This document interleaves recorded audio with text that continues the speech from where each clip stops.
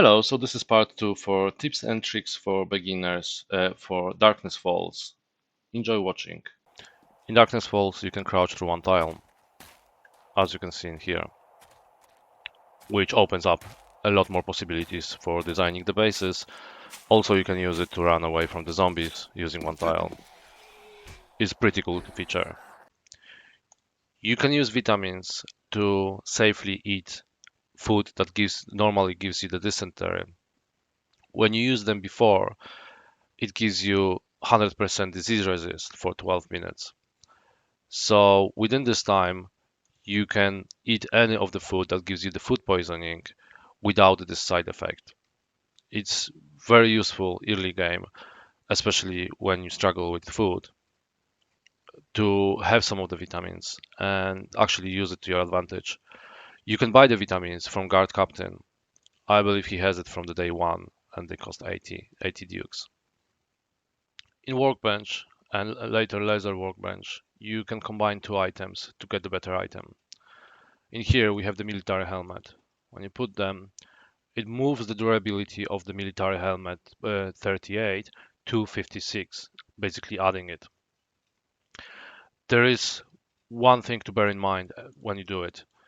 When you have mods in any of the item, they might get removed. The reason for this is that when you put the two items with the different levels, as you can see in here, the item level 56 adds get the durability from an item level 38. Item level 38 get destroyed in that process, which means that if you have any of the mode in item level 38 or any other level, the lower level, this mod will get destroyed. However, when you put the same mod or mods to the higher level item, it will be just fine. The reason for this is because this item doesn't change, just its durability as one of the properties change. This item will get destroyed. So if you have any mods from the lower level item, it's worth to remove the mods from it, especially because mods sell separately are much more valuable than the sell when you actually add the mod to the item. So the item costs exactly the same. As we can see in here, the item sell price is 179. When we remove the mod from it, the item is 179. But you can sell the mod separately for 162. So you basically double up the money in here. Probably one of the most frustrating things in Darkness Falls, how to craft a steel. So basically, you cannot use the small forge for it. The small forge, entry-level forge, you can get when you get the book forge ahead, or the laborer class. I believe the one of the last steps, last of the quests of the laborer class is to build a forge. But this small forge doesn't allow you to put the crucible. Only the big forge and up allows you to use it. So you have to have the big forge, at least big forge, to actually craft the steel, because on a big forge you can use crucible. After this, when you get the big forge, the next step is advanced forge, and I suggest to get the advanced forge as soon as possible. The reason for this is because it doesn't require any fuel. You can just run stuff from it. So you can run the cement from it or crafting the steel as soon as you have the materials, but for the cement, the stone is everywhere. So when you get to the advanced forge, and it's pretty expensive, it gets 250 forge steel.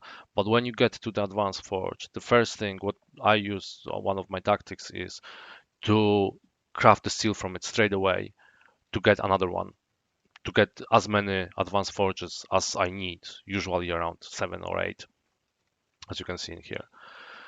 When you get the second advanced forge, you can use the first one for the cement. However, it takes ages to make the cement, so it's better to have 3 or 4 advanced forges to run the cement so you can get the materials going. After the advanced forge, you have the fusion forge, which is the end game. You can buy it or you can craft it. The difference between advanced forge and the fusion forge is fusion forge allows you to craft the laser stuff. So the parts for the laser pistol and the rifle, and so on. Apart of that, there is not much difference. So you can happily use a lot of the advanced forges and just one fusion forge for the parts, especially because parts doesn't take a long time to craft. For the laser pistol, it takes 4 seconds for the pistol, and basically nothing to craft the rest of the parts.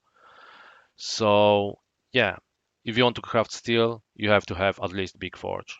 You can craft it. It's not very expensive. The difference between the small forge and a big forge is that it basically double up. So you have to have, but you have to have the same materials. We have the forge in here, which is 50, 60. We have the big forge in here, which is 100, 120. So you double up the materials. That's it. In Darkness Falls, there is a new feature that you can actually open the bullet. Instead of scrapping it, you can open it and get some of the materials back. This is the table of every single type of ammo in game. You can see in here what you get when you open it versus what you get when you scrap it. As you can see in here, 9mm ammo gives you bullet tip and 1 gunpowder when you open it, and 2 brass when you scrap it. So it depends on which material you actually need. You can either scrap it, either open it. There are some pretty interesting finds in here. First of all, the breaching slugs. When you open it, you get the scrap polymer and a gunpowder. When you scrap it, you get just scrap polymer. So it's better to open it every single time. Otherwise, you just lose 4 gunpowder for each slug. For the AP slug, when you open it, you get a gunpowder and a buckshot. Buckshot you can scrap for the paper. When you scrap it, you get the scrap polymers. Also, 44 Magnum ammo gives you a lot of gunpowder.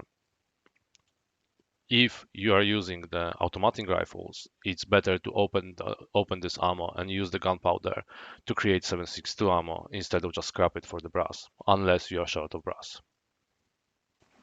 How to find ore in Darkness Falls? So there are 2 ways to find ore. The first one is to build the huge mine, as you can see in here. I basically build a tunnel, and if I'm lucky, I come across some of the materials, as you can see in here. However, the certain materials are bound to the biomes. So we are right now in the forest biome, so I can have a lead and steel in here.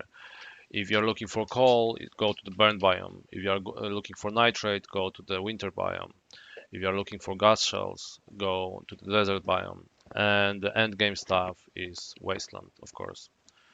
There is a second way to find the ores as well. Second way is to find boulders. This is how they look like. When you smash them, it shows you which material is underneath. So in the right bottom corner you see I got steel and stone. So which means that underneath this boulder there will be steel and stone, but stone is everywhere. There you go. Sometimes they are very shallow, as you can see in here. Sometimes they are deeper, but you will find it. And of course, more boulders you find in a close proximity, the better chances is that you get the quite nice material stuffed under it. So here there's a stone, as steel as well.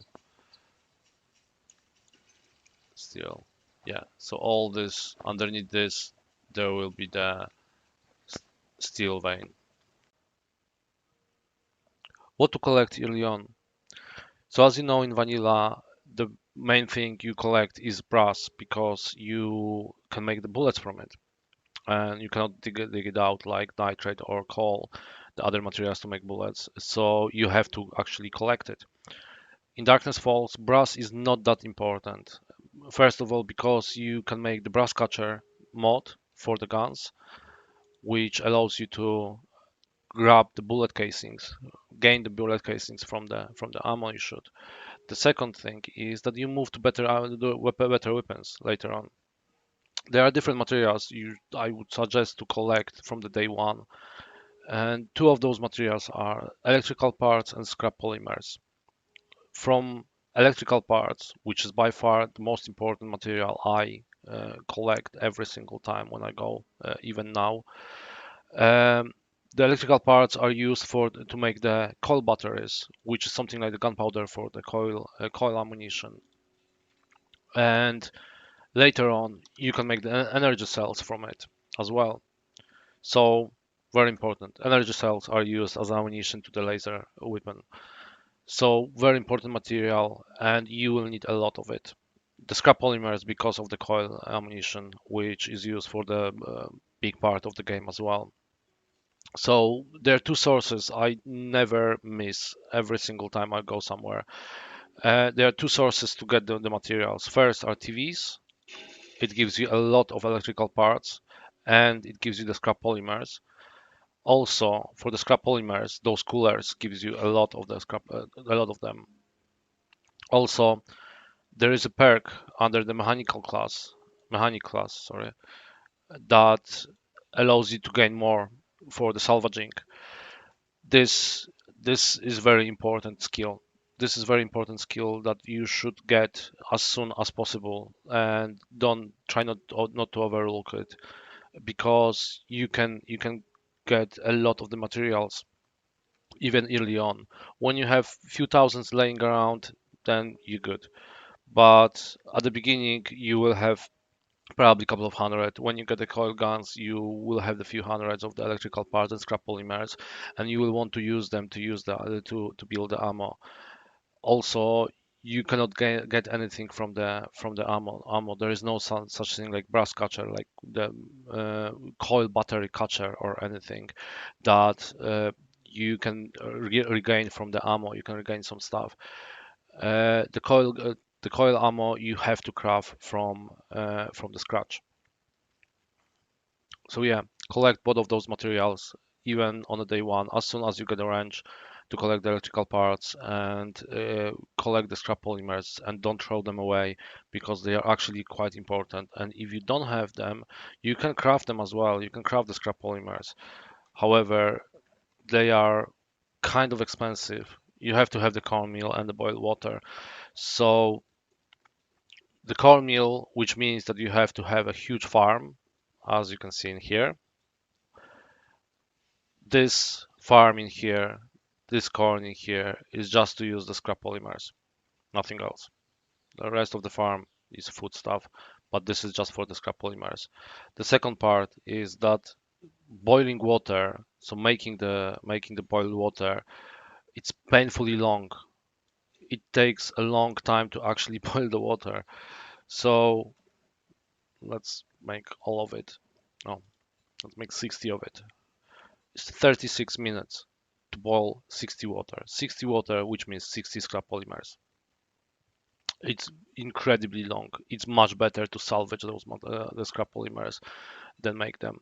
The electrical parts are even worse, because you can make the electrical parts, but you need the forged iron and duct tape, which is not that bad, and an insulator. And an insulator you have to forge as well.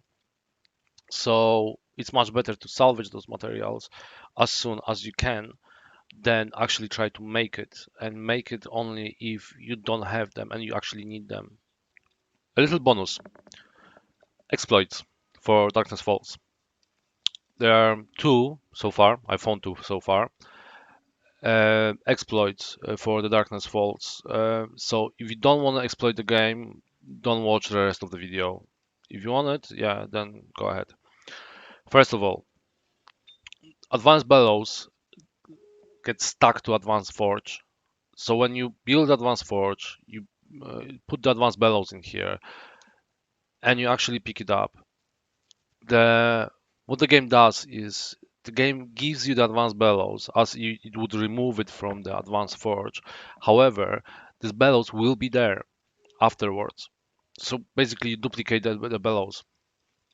As you can see, I got the advanced forge and the bellows. But when we put the advanced forge back to its place, it already has advanced bellows.